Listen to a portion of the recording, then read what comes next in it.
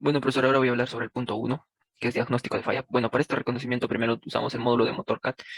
Bueno, ahora reconocemos los sensores diferentes, que podemos ver el sensor de velocidad, el sensor de temperatura de combustible, el sensor de temperatura múltiple de emisión, el sensor de presión atmosférica, el sensor de presión de refuerzo por la parte delantera y por la parte trasera podemos ver el sensor de presión de aceite y el sensor de temperatura refrigerante. Bueno, a continuación generamos un FMI 4, perdón, un FMI 3, que en el ETCAD nos marca como circuito abierto de sensor de temperatura del módulo de admisión, del múltiple de admisión.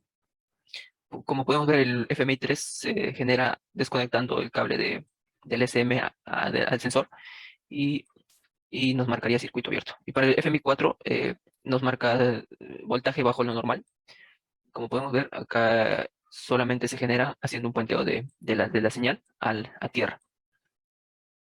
Bueno, ahora, ¿cómo detectar fallas en el sensor cableado SM? Bueno, para este caso podemos tener un FMI 3 ya hecho, que sería desconectando el sensor al cableado y el SM, y provocamos un FMI 4 que sería puentear la señal a tierra.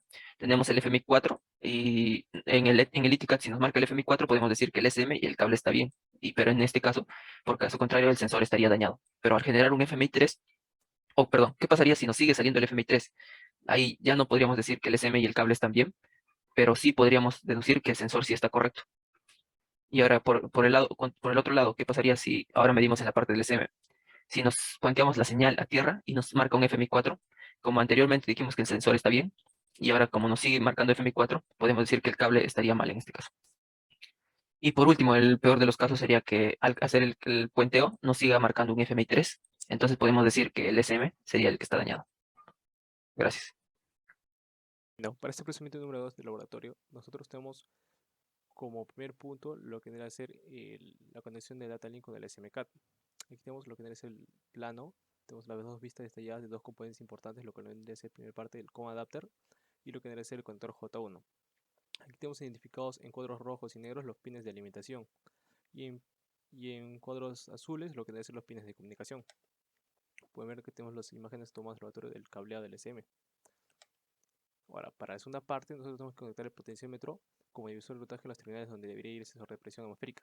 Aquí, como pueden ver en el plano, se identificó la ubicación de los pines, el cual se encuentra en el conector J2 del SM del motor.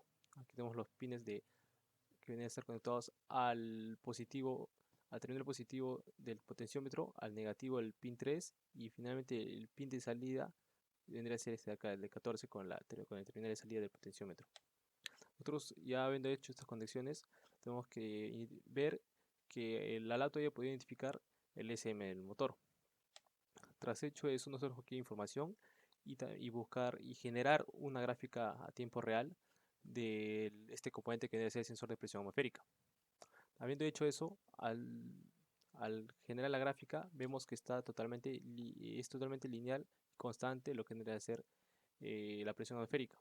Tras haber hecho una variación en la perilla del potenciómetro, se ve una pequeña variación, ya que la presión atmosférica no varía mucho.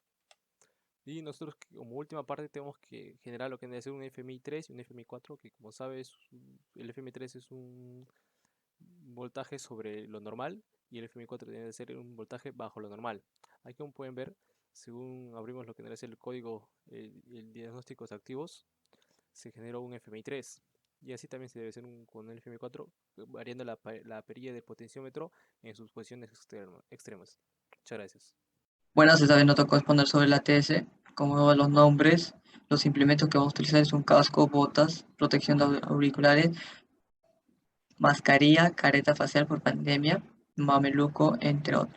Bueno, ahora vamos a explicar un poco del reconocimiento de componentes en el equipo pesado. Como vemos, acá tenemos 4 implementos: el SM de transmisión, que está en la parte trasera, el SM motor, que al igual manera está en la parte trasera superior de los ejes, el SM implemento 1 y el 2, que están atrás del monitor de la cabina, y el SM de monitor, que está delante de la cabina y por encima. Bueno, ahora vamos a poner sobre el SM motor, como vemos acá, la evidencia de la foto. Y el SM de motor sería en el plano que vemos acá, 242-1264. Acá tenemos la J y los pines. Al igual manera que el SM de transmisión, acá tenemos la evidencia. Este es un SM de chasis en la parte 262-1408. Acá tenemos el J1, que es los pines y sus respectivos cables. Al igual manera que el SM de control de implementos número 1, como podemos ver acá en la foto.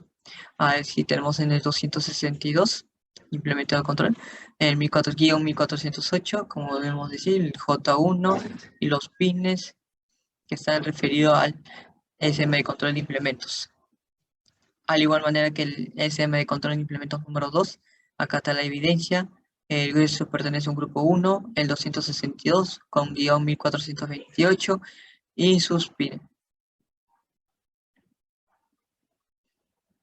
Y por último tenemos el SM monitor. Como ver que el número 28, producto link es el 239-2254. Estos son los pines, sus respectivos cables, como podemos ver acá. Y este es el SM monitor. Bueno, ahora acá tenemos sensores. En la parte tenemos en los sensores que nos pidió velocidad del motor, posición del acelerador, presión atmosférica y temperatura de aceite. Acá tenemos sus valores, sus unidades, el minuto que está en el tiempo máximo y el SM. Ahora vamos a verificar si es activo o pasivo. La posición del acelerador es activo, ya que es un dispositivo que es un sensor que requiere una fuente de energía externa para poder funcionar, al igual manera que la presión del aceite del motor. Ahora, la velocidad del motor es un sensor pasivo, que simplemente detecta y responde a algún tipo de entrada o de entorno físico, se podría decir, al igual manera que la temperatura de combustible. Bueno, ahora vamos a explicar los 4 sensores, que es analógico o digital. Como ve, la primera parte de la posición acelerador es digital, ya que estos son los que producen una señal digital en la respuesta a lo que miden en la entrada respectiva de la posición acelerador. Así como tenemos la presión del aceite del motor, que es analógico. Son los que producen la señal analógica basada en lo que perciben, al igual manera que la velocidad del motor, la temperatura del combustible. Bueno, eso será todo parte mía. Le pasaré a mi compañero para que siga explicando sobre los reconocimientos de componentes en equipo pesado, sobre los solenoides. Gracias. Bueno, ¿qué tal? A continuación vamos a explicar respecto al solenoide circular, ya sea izquierdo y derecho. En este caso el que le habla es Zulka Nieble Edwin Roberto. Bueno, antes que nada vamos a continuar con la lectura de planos que se ha encontrado. Su nombre de componente es del solenoide de transmisión 2 y en este caso sería el solenoide de transmisión 1 que se aprecia en imagen. Ahora, los colores de la señal de este cable vienen a ser el amarillo y el blanco. En este caso viene a ser el marrón y en este caso viene a ser el azul. La ubicación de estos componentes está en el plano 3, H15, de igual manera está en el plano 3 y 15. El número de partes 2443114. El número de partes viene a ser el mismo de esta manera. Ahora, el código de cable respecto a la señal viene a ser 72F61 921F6. Ahora en este caso viene a ser el 754F6 y 922. El SM y el puerto del, perdón, y el pin de puerto viene a ser el XMSN, que sería un conector J2, un pin de 49 a 50, y el mismo sería un XMSN conector J2 con un pin de 60 a 61. Sin nada más que decirle, muchísimas gracias.